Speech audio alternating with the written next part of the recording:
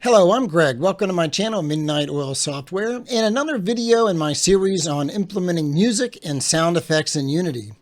In this video, we're going to be adding footstep sounds to our player character. We're going to play different types of footstep sounds depending on the type of surface that our player is walking on. We're going to start off very simple, and then we're going to build on that until we have a more robust and complex approach. To start with, we jump into our Unity scene here. I'm using an asset pack called Footstep Sound Pack, and it's got a number of different footstep sounds for lots of different types of surfaces that the player might run on or walk on. If I come in here and I expand my little preview window up here and turn on the autoplay, you can hear the different types of sounds we can get here. I have some for wood, so there's going to be walking over like a wood plank bridge. I'm going to switch to that. And we have some for gravel and so forth. Now, unfortunately, this pack that I'm using has been deprecated. The author apparently has not maintained it. So unless you've already purchased this particular pack, you can't use it. But there are a number of different footstep packs on the asset store, and you can also get them from freesound.org or other free sound effects sites.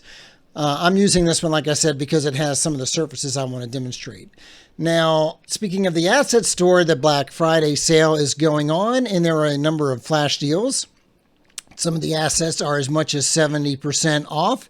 The current phase that's going on will end in 2 hours. So if you want any of these packs, I will put a link in the description so you can be sure to go out there and grab them. And if you do use my links, they're affiliate links, and I will get a commission for any purchases that you make. So that's a great way you can help support my channel, especially if you were already planning on purchasing some assets during the sale.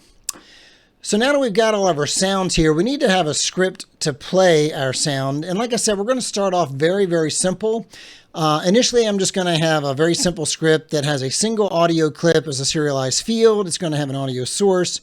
And all it's going to do is going to have a public method to play a footstep sound. And when you call that method, it's just going to do a one-shot of that audio clip.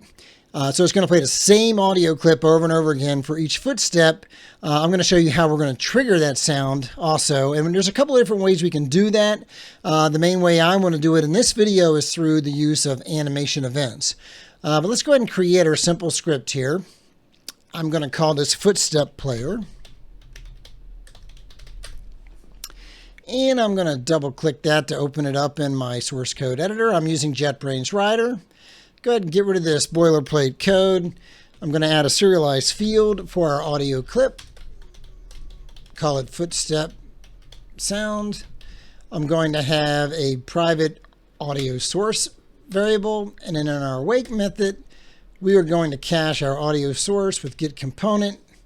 And then we're going to have our public void play footstep sound. And it's going to do an audio source play one shot. And I don't know why it added an extra curly brace there, but there we go. Get rid of these unused using statements. And we'll jump back out into the Unity editor. So a couple things I want to do while we're in here. I want to go into our audio mixer, expand this, and under sound effects, I want to create a new group. And I want to call it footsteps. All right, I'm going to turn this down a little bit. I'm also going to turn our music volume down. Another thing I want to do is just disable all of our enemies because I really don't want to deal with enemies attacking me while I'm just trying to demonstrate walking around, playing sounds. Now, if we go into our player, we're going to add that footsteps player. There we go. And we've already got, I believe, an audio source, or no, we don't. So let's go ahead and add an audio source. We are going to set it to output to the footsteps group. We don't want it to play on awake. And for our footsteps sound, go back into our, we'll go into our gravel. We'll do player walking 1. drag that in there. Now, how are we going to trigger that footstep sound? And there's a number of ways that we could do that. One is we could expand our player and we could go through the rig for our player all the way down to his foot, finding his foot, go into our scene view here, and I'll double click that. Basically, I could add like a sphere collider right here. Excuse me. I could add a sphere collider there, and I could set it to is trigger. And then our footstep player could have an on trigger inner event. And in there, we could play the footstep sound. And we could even make sure that the little footstep collision object that we put on here, we could put it on the foot layer instead of just being the player layer. And then we could also make sure the ground is on its own layer. And then we could use the physics collision matrix so that we only get that trigger event if it actually collides with the ground or any other object that we want to be able to walk on. But the approach that I want to show you, and that's a perfectly viable approach, by the way, but like I said, the approach that I want to show you is going to be using animation events. So if we go to our player, you'll see he's got an animator. We go look at his animator controller, and then under our grounded movement, you can see he's got this running blend tree. And that blend tree will blend between walking and running depending on how fast the player's moving. So if we look at these animations are coming from the Basic Motions Animations pack. That's available from the Asset Store. And I'm using the walk and run animations from that.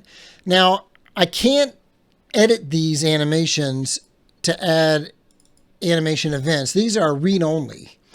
So I can't come in here and add an animation event. So in order to edit these, what I'm going to have to do is I'm actually going to have to copy these animations out and put them in my own folder as a copy, and then replace where we're using the Basic Motions animations with our copies of the animations. Then we can edit those and we can add the events. So I'm going to take this walk one here. I'm going to right click and say copy. Actually, I'm going to Control C to copy. And I've already created a folder called Animations. I'm going to create a folder under that, and I'm going to call it Player. Go in there. Oh, I did not mean to do that. There we go. And I'm going to Control V to paste that. And just for clarity, to make sure I don't get confused, I want to know I'm using my copy. I'm going to rename this to Player Walk. All right, now let's go ahead and do the same thing for the run. I'm going to Control C, go up to our player folder, Control V to paste it, right click, rename, and we're going to say player run. All right, now if we select this animation here, double click on it, we have our editor. It's no longer read-only. You can see these buttons are now activated. And if I scroll through the animation, you can see the individual frames. So on frame 1 is where the player's foot initially makes contact with the ground. So at frame 1, I'm going to add an animation event. We're going to, for our object, say FootstepPlayer. And then for our function, we're going to say play footstep sound. All right. And then I'm going to right click on that and say copy animation event and scroll forward to frame. Let's see, there's frame 1. Looks like frame 13. Is where he makes contact. So I'm going to go over to frame 13. I'm going to right click, paste animation event. So those are our walk animations. Let's look at our run. All right. Same thing. Frame 1. Add animation event. Oh, am I not using the... Oh, you know what? I did not change this. So we want to change this to use player walk, player run. Why is it not letting me do that? Okay, I did not copy what I thought I copied. So let me go ahead and delete this. Go back into this. I want to copy this. I copied this whole thing, and all I want to do is copy that. Go up to my player, Control V, rename, player run. It looks like I did the same thing somehow.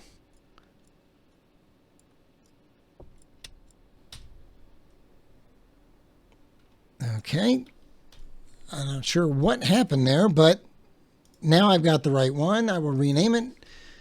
Player run. Double click that. And on frame 1, add our animation event. Select play footstep or FootstepPlayer. And then play footstep sound. All right. And then we will right click to copy animation event. We want to also change our blend tree to use that. And let's scroll through. Looks like frame 25 is a good one. There's not 25 frames. All right, frame 8.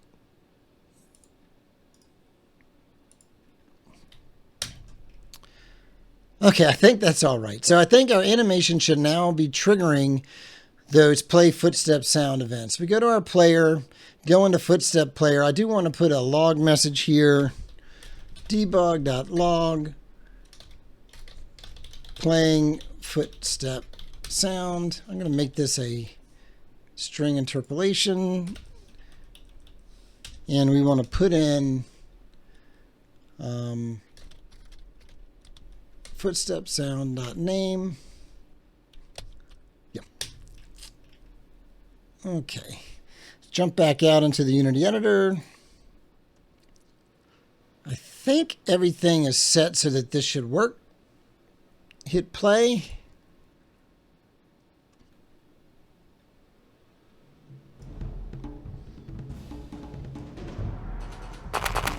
There it goes.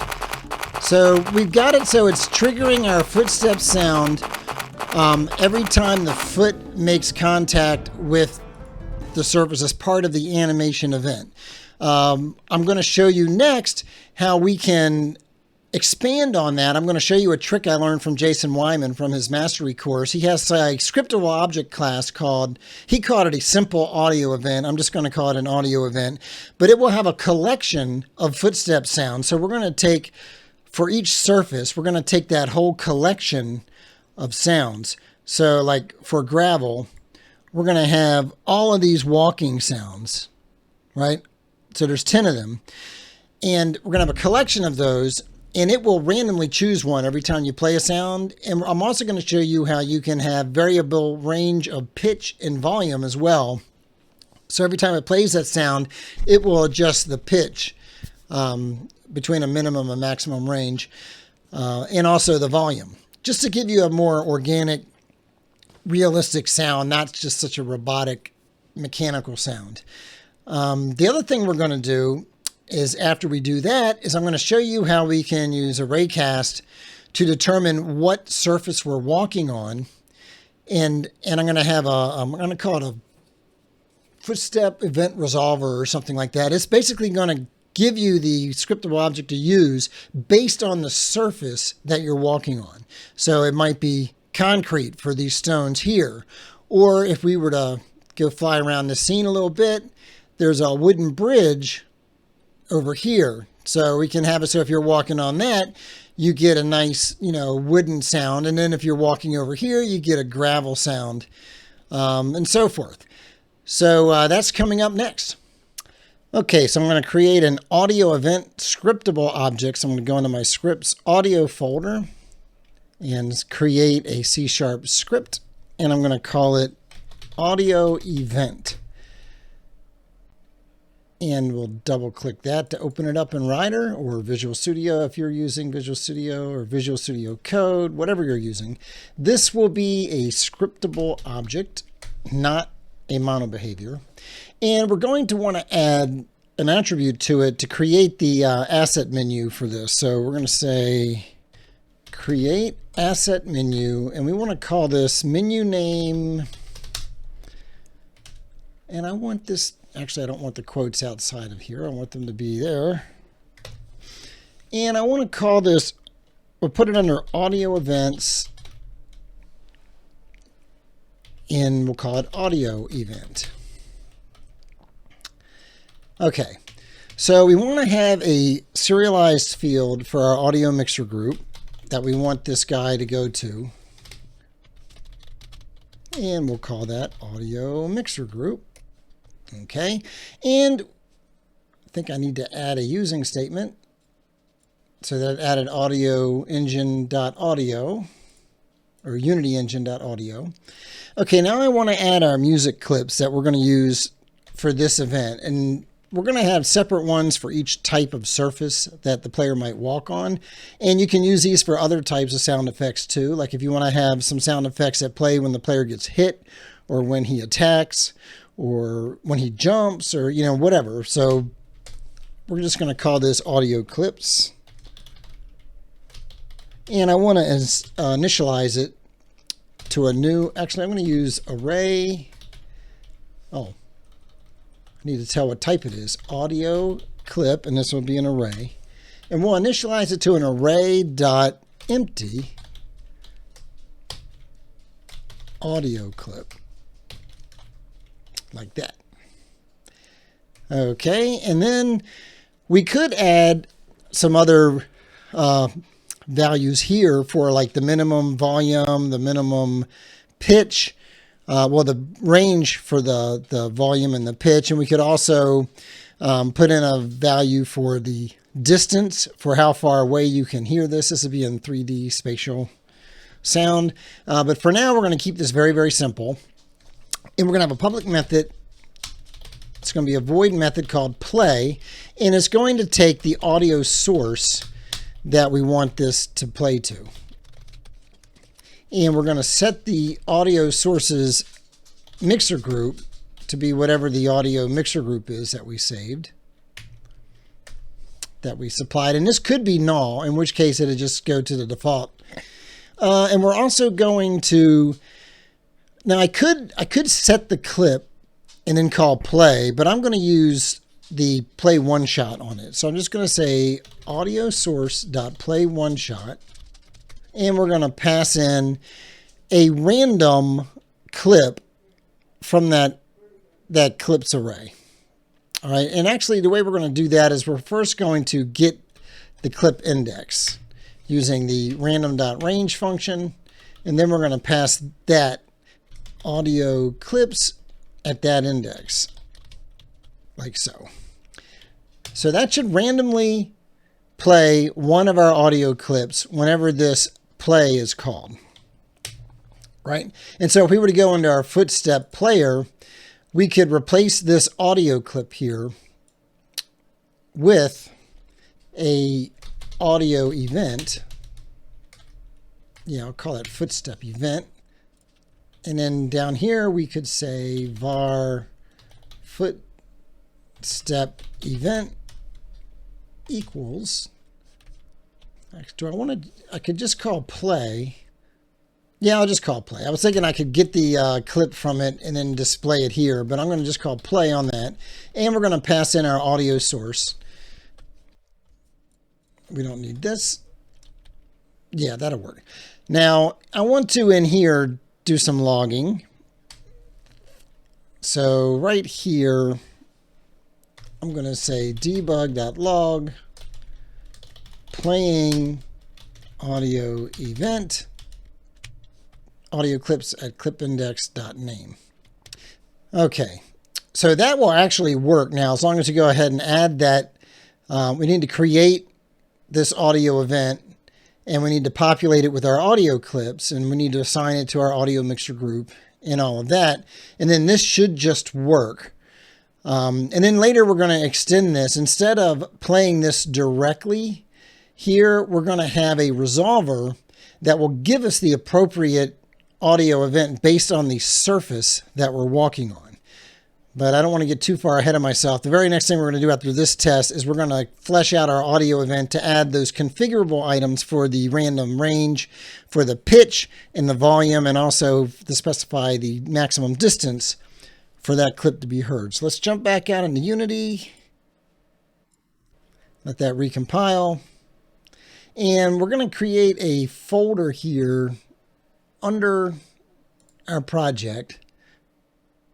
I'm going to create a, I don't know if I want to have an audio folder and then under that have audio events. I think I do. I'm going to create a folder here. I'm going to call it audio. I'm going to go into there and I'm going to create a folder called audio events. And I'm going to go in there and I'm going to right click, create audio events, audio event. And we're going to call this gravel Footstep. Make it singular. And you can see up here, it's got a place for our audio mixer group, and I'm just going to set that to footsteps. And then we can drag in our audio clips. So I'm going to go ahead and lock the inspector, go into our footstep sounds, go down to gravel, and I'm going to find the gravel walking one, and there's 10 of them. And I'm just going to drag all of them into the audio clips, and there they are. Now, we're also going to very soon create a custom editor for this, so it will give us some nice sliders to set those ranges I was talking about for the pitch and volume, but it will also give us a preview button where clicking on the preview button will let us hear the random clip that it selects for each time we try to play a sound using this scriptable object. So in the meantime, let's just give this a quick test. And we should at least now get a random gravel audio clip every time we walk, with every step that our character takes.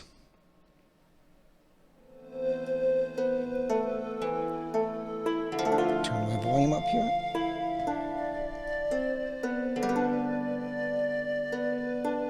And I'm not hearing anything. And we have a null reference exception. And I believe I know what that's from. If we go look at our player, unlock the inspector, and we go down to our footstep player, you see we never assigned a footstep event. So we can pick it from here, or I could have dragged it in. Let's go ahead and give that another test.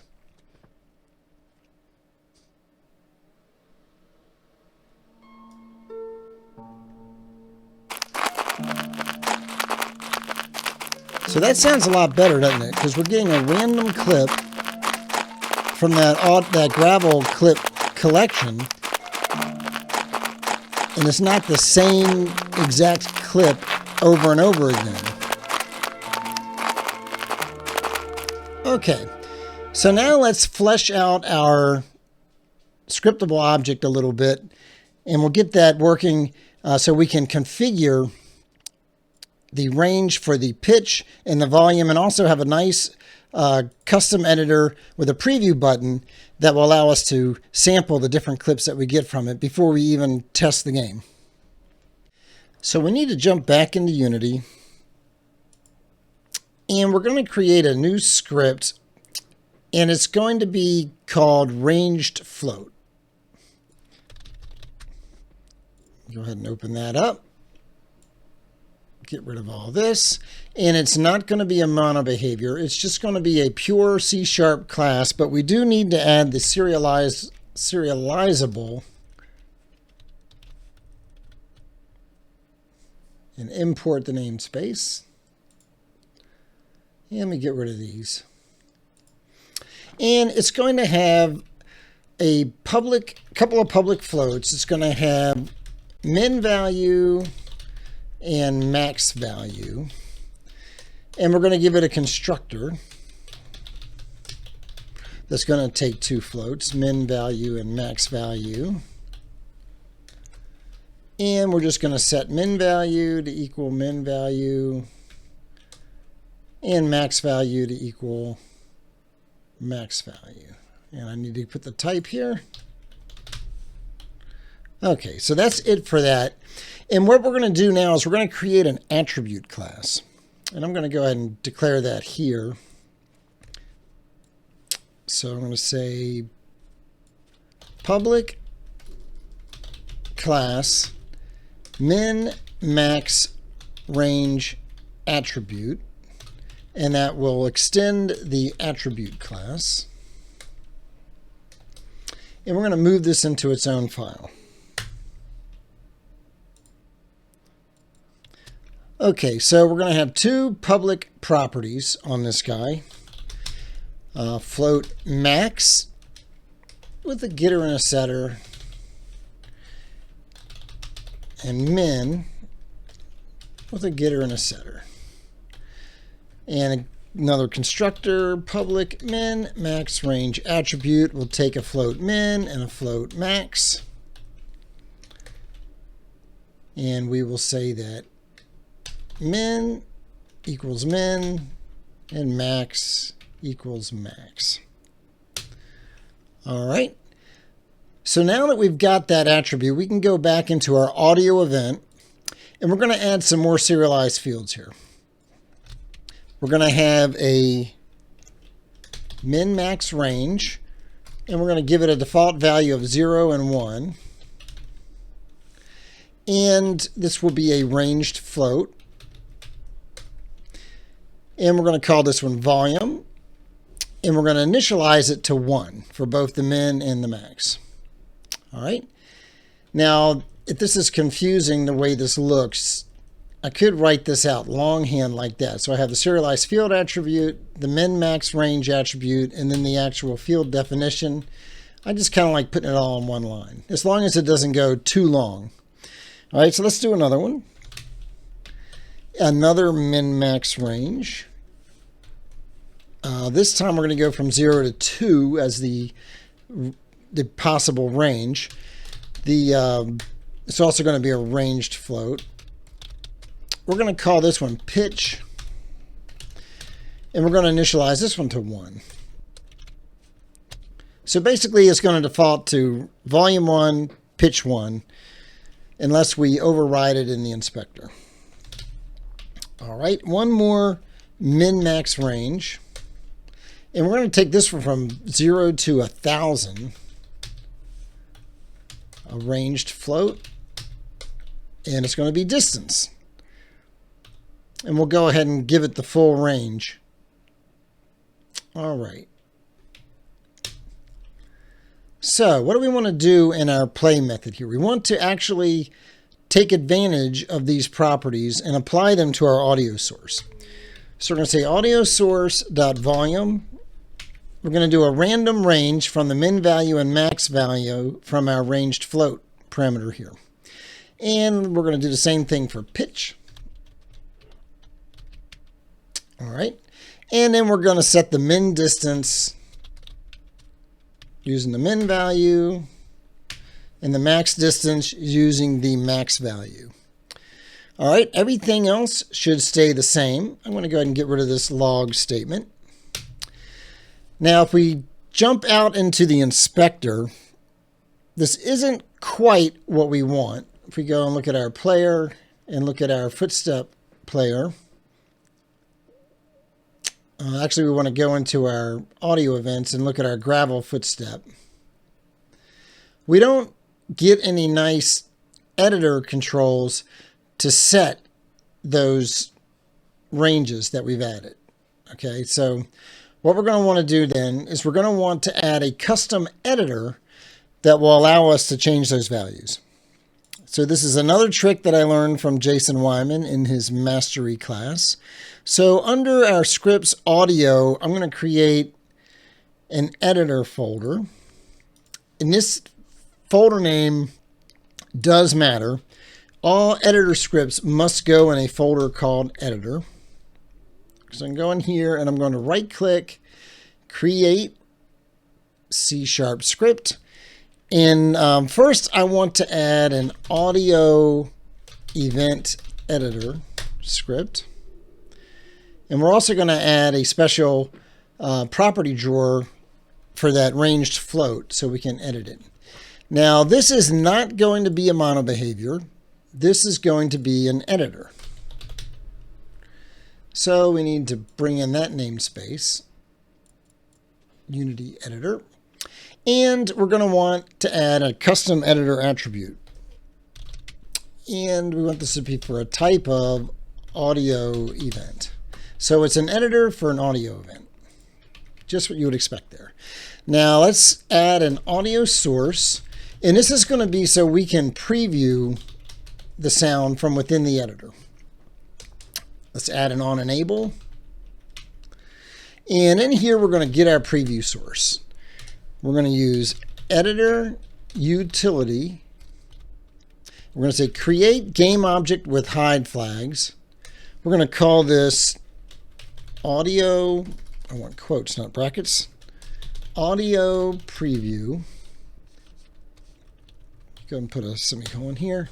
And then we're going to have hide flags dot hide and don't save. And then we want this to be a type of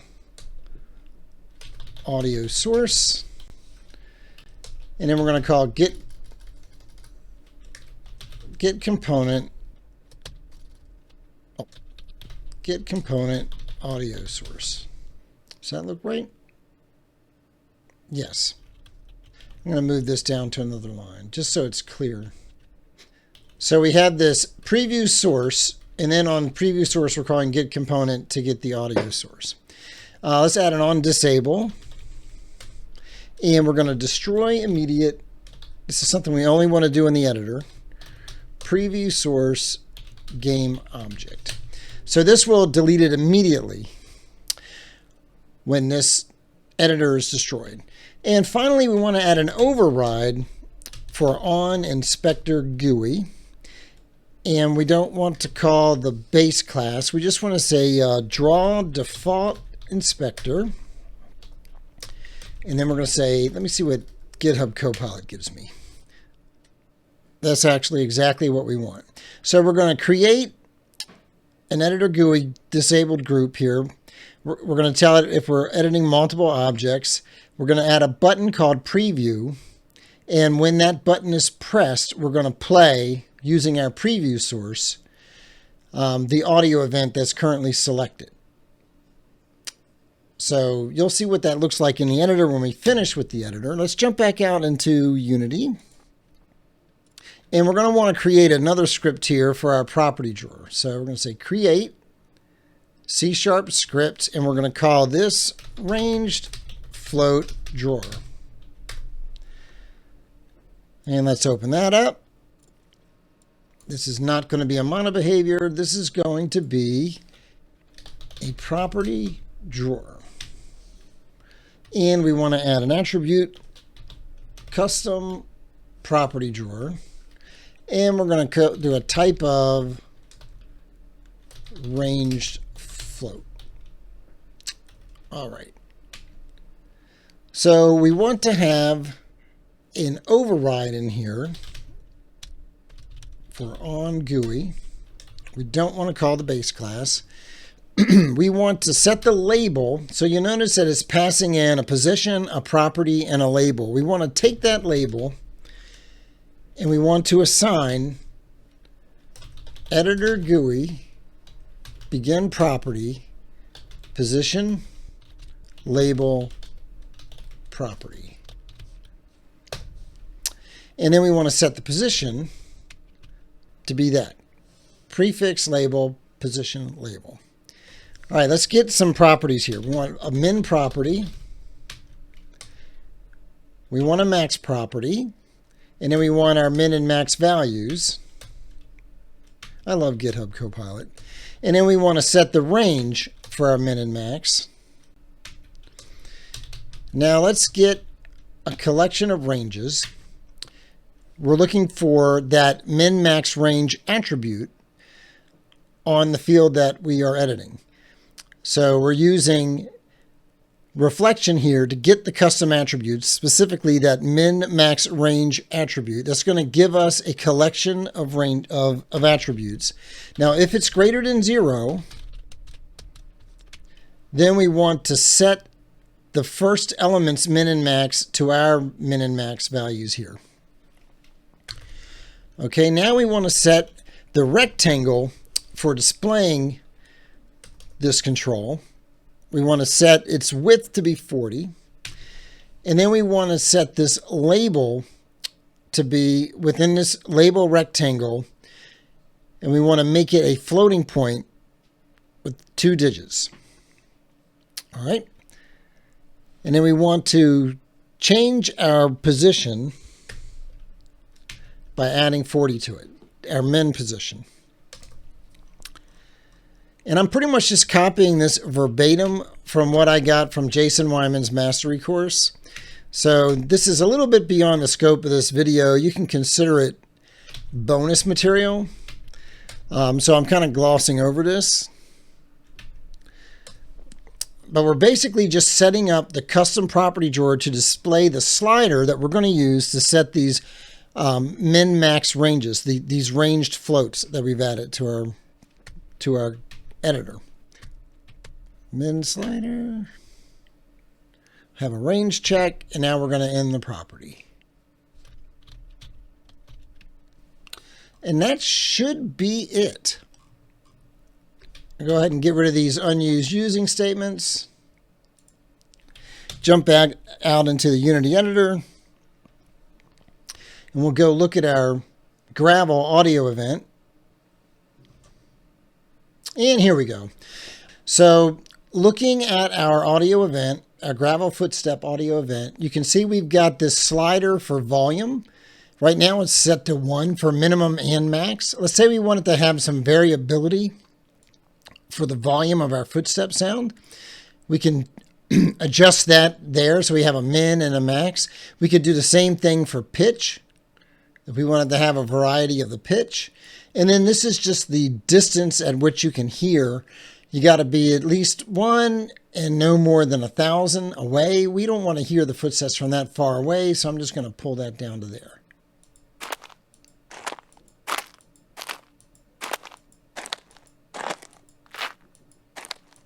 So you can hear we're getting quite a bit of variability there. I'm going to go ahead and turn this up and maybe just have a little bit of a variability here.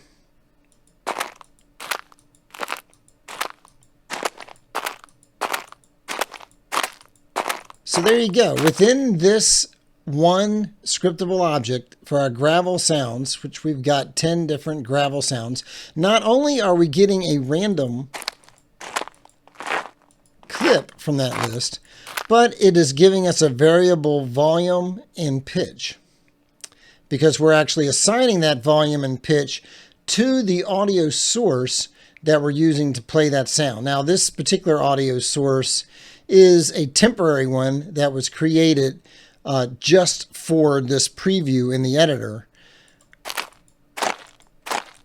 But in the game, it's going to be the audio source that we're passing in from the player, this one right here, and you will actually see it applied there. So the next thing we want to do is we want to create a footstep event resolver that will look at the surface that the player is walking on and give us a different audio event depending on the surface. So right now we've got a gravel footstep. Well, we're going to create some more. I'm going to create one for concrete and wood. And then I think it'd be a cool little bonus thing at the end. There's a sort of a church structure.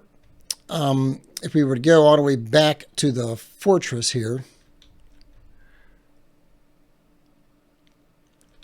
there's this church building right here.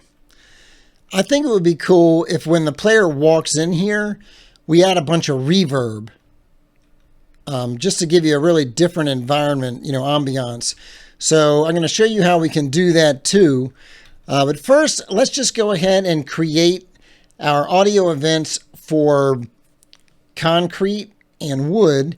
and then we're going to make our footstep resolver, and I'll show you how we can give you the different audio event based on the surface that you're walking on. So we're going to come in here, I'm going to say create audio events, audio event, and I'm going to call this concrete footstep. And we're going to lock the inspector here, go down to our footstep sounds, concrete. We want the walking clips. We're going to drag them into here. And I'm going to do the same thing I did, just add a little bit of variability, something like that. And let's go ahead and create another one. Create audio events, audio event, wood, footstep, and lock the inspector, and come down here to wood, drag them into there.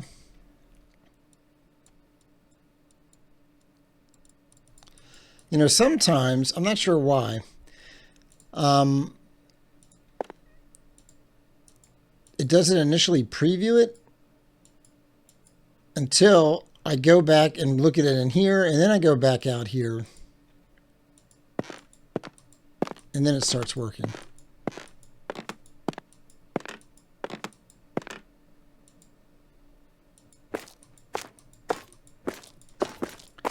Okay, so we've got concrete footsteps, gravel, and wood. So let's work on our footstep resolver. I'm going to go ahead and clear the errors from my console here. I'm not sure why this happens. It happens sometimes when I first set up that custom editor, but I'm not going to worry about that. We're going to go into our scripts audio folder here, and I'm going to create a new script called Footstep Resolver. And we'll open that up in the editor. And this is going to be a scriptable object. So let me go ahead and get rid of all this. And let me go ahead and get rid of that. Zoom in a little bit here. Now this is interesting. This is very close to what I want here. But first I want to create a context menu, or I'm sorry, an asset menu. And audio events footstep resolver. Okay. And we're going to want to add a serialized field. And it's going to be a list of a new class that I need to create called a footstep terrain mapper. That does not exist yet. So we're going to get an error until I fix that. We want to add another serialized field that's going to be a float, which is the distance to the ground. We're going to use that for our raycast to see if we actually hit the ground and then what that ground is. And I want to have a read-only dictionary that's going to go from strings to audio events. And this is just so I can cache the audio event, so I don't have to do a big I don't have to execute the logic to try and figure out exactly what terrain it is I'm walking on. I'm going to cache them so subsequent steps on the same type of terrain will get the audio event very quickly for that. And I'm initializing it to a new empty dictionary. And I want to have an audio event that's going to be our default footstep event. And that's just going to be the first one from my mapper here. And that'll make sense after I create that class and start adding them in the editor. Now the actual logic for this class, we're going to have a public event a public method to return an audio event called getFootstepEvent, and it's going to take a transform. And the reason it needs a transform is because we want to raycast down from our transform's position to see what ground we're on. So we want to get the terrain name. I'm going to have a function called getTerrainName. I don't want that. I thought that maybe GitHub Copilot would know what I want to do there, but apparently it doesn't. All right, so that's going to return a string. We're going to declare a raycast hit, and we're going to call that hit. We're going to create a ray, a down ray, going from transform position down. And we want to say that if physics dot raycast, using our down ray, we're going to get whatever we hit in our out hit variable, using our distance to ground for the distance to cast. If we hit something, we're going to log that out, and we're going to say walking on, and we're going to give it the name of the thing we collided with. And then we're going to return whatever that is. Otherwise, I'm going to return default. I probably should define that as a constant, but I'm just going to return that as a hard-coded string here. So up here, after we get the terrain name, we're going to check and see if our dictionary contains that. So have we already encountered that type of terrain? If so, just return the audio event from that position in the dictionary. Otherwise, we're going to iterate through all the values in our terrain mappers. And we're going to say if footstep mapper contained in name. So I need to create a new function in our mapper. If it contains the terrain name that we're walking on, then we're going to add that to our dictionary and then return that event. So that's what we're going to play. Otherwise, if we didn't find it, we're just going to use the default one, and we're going to add it to our dictionary. So hopefully that makes sense. If it's already in our dictionary, we're going to use that. Otherwise, we're going to look at all of our terrain mappers and see if any of them has that terrain name in it, or if their name is in that terrain name. Because if you'll see, this is going to be the actual name of the piece of terrain from the asset pack that we're walking on, and it might be something like wood floor 01, or I mean, it's going to have some long name, but in that name will be wood. And so we're going to have a terrain mapper that will map wood to all the wood type terrains, or floor, or tile to all the concrete ones, whatever. So we're going to have some keyword that I know is going to appear in all of the ones that I want to play the concrete footstep, or the wood footstep, or the gravel footstep. And so if we find that, we're going to add it to our dictionary and then return it. Then subsequent ones will always just find it in the dictionary and it'll be a really, really fast lookup. Otherwise, we're just going to take the default one. So for whatever type of terrain this is, we're going to use the default footstep event, which is I'm going to use gravel as our default. So now we need to create this class here, our footstep terrain mapper. So let's create a type, and we're going to move it into its own file. And there we go. Let's go take a look at that. We're going to add serializable to this so that we can edit it in the editor. And we're going to add some serialized fields to it. The first one is going to be a list of strings. And those are going to be the names that will map to this type of terrain. Add our system collections generic for the list. And we want to add the audio event that this will map to. We want to have a public list of strings.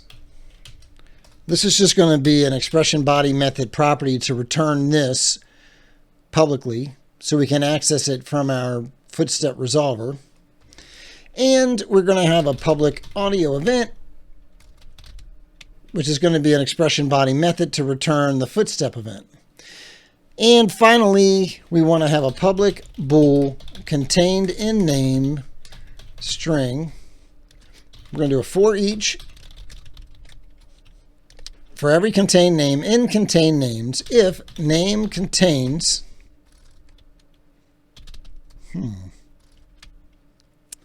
maybe if I gave this a parameter name. There we go. So if name contains any of these contained names, return true. Otherwise, we're going to return false. And this is just telling me I could convert this to a link statement, but I'm not going to do that. Go ahead and get rid of this. And hopefully our compiler error and footstep resolver is gone. So that all looks good. Get rid of that. And I apologize for not zooming in on these things when I'm editing them. It's hard to remember to do that. And I know on a computer screen, especially on a phone or something, it can be really hard to read this small print. But let's jump out into the Unity editor. We're going to go to our player. And actually, we're going to edit our FootstepPlayer class, because instead of having this AudioEvent property in our FootstepPlayer, we're going to have the Footstep Resolver. So let's change this from an AudioEvent to a Footstep Resolver. I'll call it FootstepEvent Resolver. And down here for play footstep sound, we're going to have to get the right footstep event. So we're going to say footstep, GitHub Copilot. So footstep event is going to equal get footstep event using our transform. So we're using the footstep event resolver we're going to set in the inspector. We're getting the appropriate footstep event. So that's either going to be a gravel footstep, a wood footstep, a concrete footstep. And then whichever one we get, we're just going to play it. So that's all the same. So let's go ahead and jump out into the inspector. And if we go to our player, you see we've got this footstep player, and now we need a footstep event resolver. So down in here, I'm going to right click, create footstep resolver, and we're going to call this footstep event resolver. All right. And we're going to have to create our mappers, which currently don't exist yet. But first, before we do that, let's go into our player. And we just want to drag that guy. Oops. I'm going to drag that guy right into there. All right. So now let's go back and look at this. We need to create some mappers. Right? And so I'm going to look at what I did in my prototype. If you all wonder why I occasionally look away over this direction, I'm looking at my other monitor where I have my prototype where I tried out this stuff before making the video, just to try to make making the video go a little smoother. It doesn't always work out that way. But I'm going to go into my footstep resolver there, and I'm going to look at what I created. So I have one for gravel, and I'm going to use any objects that contain the word stairs or the word tile. Is that right? No, that's not right. So the first one is not going to have any contained names. That's the one that defaults to gravel. I'm going to create another one, and that's going to contain some names. This is going to be our wood. No, this is going to be our concrete. It's going to be our concrete. It's going to contain the word stairs and the word tile. And I'll explain why in a minute. We're going to add another one. Let's set our concrete. Let's add another mapper. This is going to be for our wood. And that's going to contain plank, wood, and roof. I hope I'm not confusing y'all too much by babbling. But basically, if I don't have any name, this is our default one. So remember, if we don't find any of these words in the tile that we're walking on, we're going to just return the default, which is gravel. Otherwise, if we contain stairs or tile in the name, we're going to return concrete. And if we contain plank, wood, or roof, we're going to return the wood footstep. So the reason I'm doing that, if we go into our graveyard here and we go into our models, and you can see in the terrain, in fact, let's go into our scene view and zoom out here. Let's just select one of these. So this is floor, right? So floor is one of the ones that we want to contain we want to use for concrete, right? Actually, I want to create another one. That's going to be for the church. So that wasn't a good example. Let me go out of here. Let's look at this one. So you see how all of these have the name tile in them? So that's going to be one of our concrete. Right? So all of these should have the word tile. Right? But let's go look at that bridge, that wooden bridge. Let's look at some of these. Plank and roof. Right? So all of these have either the word roof or the word plank in them. So we want to use those for wood. So hopefully you understand what I'm doing there. That's a big long name, prefab underscore roof underscore plank underscore 01 underscore normalized. Well, if it contains the word roof or the word plank, we're going to use the wooden footstep sound. So that's what our mapping is doing, right? So plank, wood, or roof is going to give us the wood footstep. Stairs or tile is going to give us the concrete footstep. And I'm just going to go ahead and add floor to that. So we will get that sound in the church. But ultimately, like I said, what I want to do is I want to play a reverb concrete footstep sound when we're in the church. But let's just see if any of this works. Going to hit play. And we're going to try and walk along that path. We should initially be getting the concrete steps. And I'm going to switch over to console here so I can see my log output.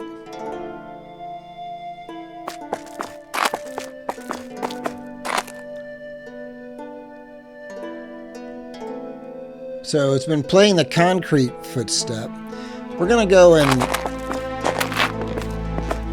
see if it plays inside the church.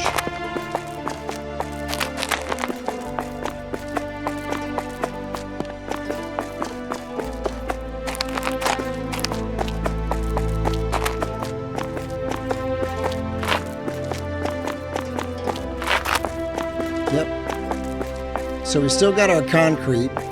I can't wait to show you the reverb I'm going to do. Now I'm going to run down here. We should start getting some gravel.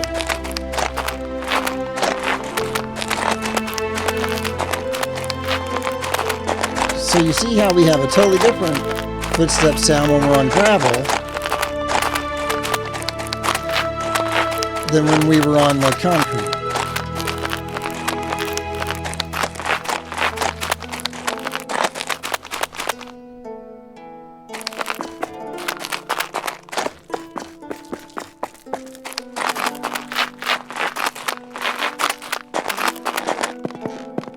And there's our wood.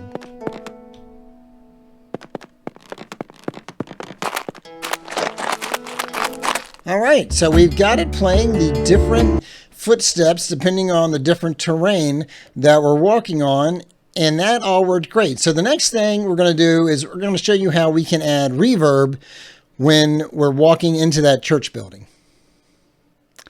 There's a number of ways that we could accomplish the reverb effect.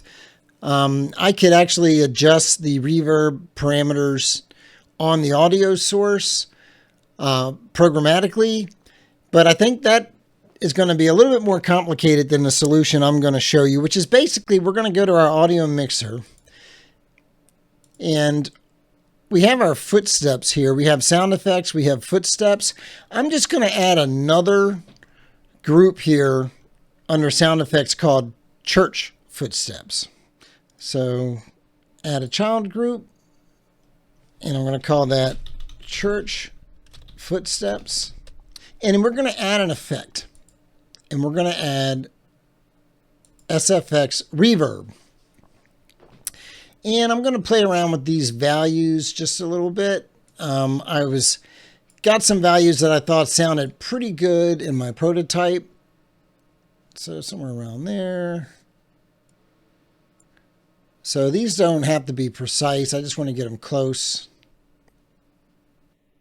Okay, I think all of that looks good. So what we're going to do is we're going to create a new audio event. Actually, I want to duplicate the concrete one. And I'm going to rename it to be church footstep. And we're going to route it to church footsteps. And then we're going to go into our footstep event resolver. We're going to add a new mapper. And we're going to use the church footstep. And then we're going to look for that floor, which means we're going to come and delete it from in here.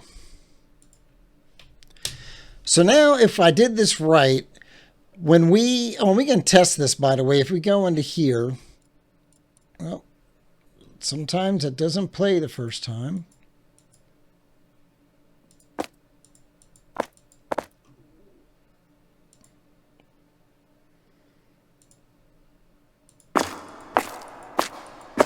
You hear the reverb? I'm going to get rid of these. I'm going to actually use a different set of sounds. So I'm going to lock this, go down to our footstep sounds, concrete, and we were using walking 1. I'm going to use walking 2, just so I have a slightly different sound for when we're in the church.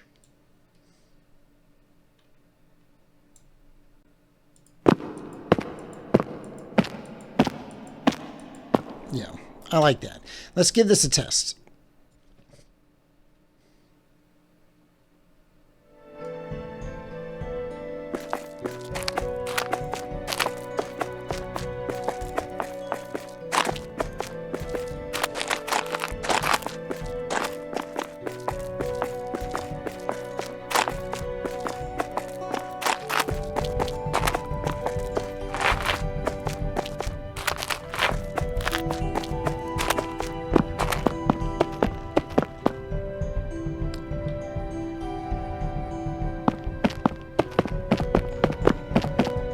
Getting the reverb.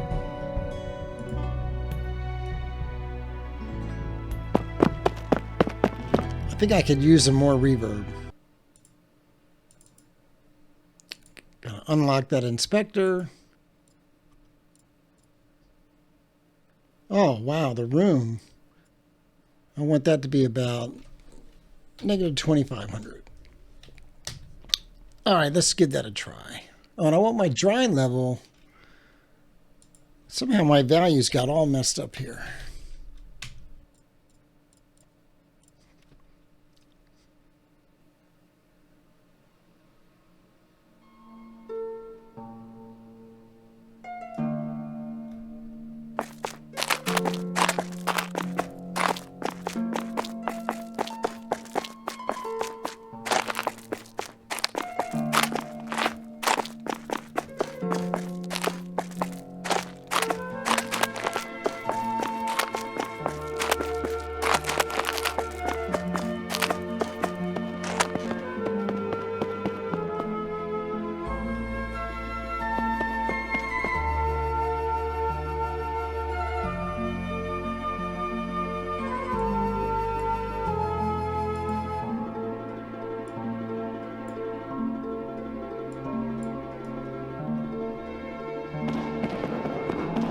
That's pretty exaggerated.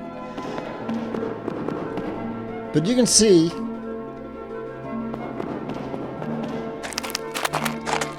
how we can have the environment change.